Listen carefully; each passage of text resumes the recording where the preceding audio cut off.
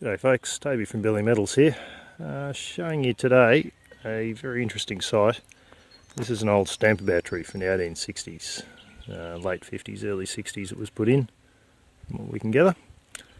So yeah, it's basically this run of built up ground here, which would have been the loading ramp for the battery. The quartz mine's up behind us, up the hill. Some old diggings here. Some of these old diggings, these would have been from 1857, 58 gold rush. They've been partly filled in by a slightly later battery. So you've got a big mound there, keeps it level as they run the carts up, and they can drop it straight onto the battery site, which would have been in there.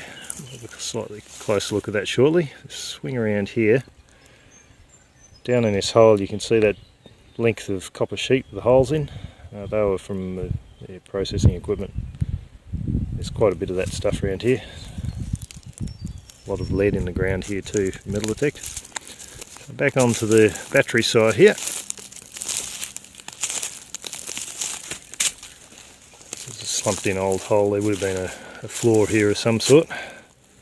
Some beautiful brickwork there. Brickwork. Stonework. There is actually a couple of bricks in there, mostly stonework. Dry stone wall. Not sure what was in there, possibly a boiler sitting in or on that. I know there was a boiler here, because just over here you can see the black soot, black ash and fly ash on the ground.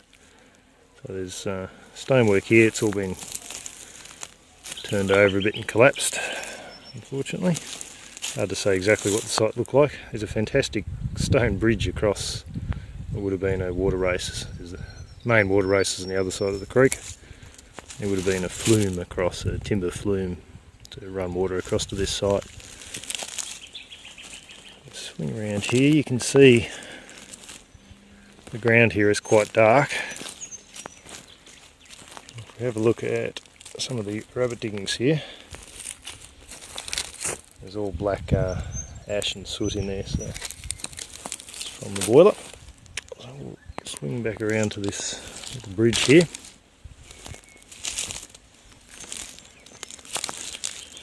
Let's put a lot of work into this. There's some brickwork underneath there. Amazing to think that's been sitting there for 150, 160 years or so, more. And pile of what would have been, I don't know, but maybe a chimney, maybe foundations for some of the equipment, I'm not quite sure. So that's a site. See through there, it's just typical bush and old diggings. This little area here has been partially backfilled. We head down further towards the creek and away from the battery there.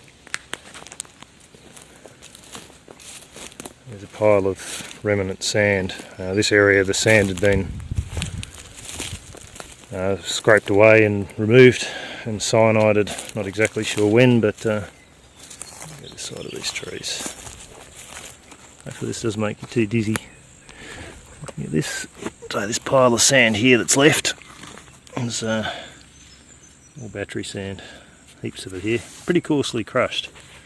One of these batteries was described as losing more than the ordinary amount of amalgam, to quote the term. It was written in 1858 or 59 from memory. So who knows how much gold is still in this sand. It's something to be assayed at some point.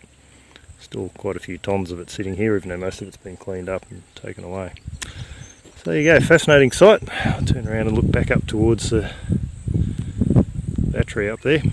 Amazing to think the activity that's gone on in this spot. Now it's just a little corner of bush in the corner of a paddock.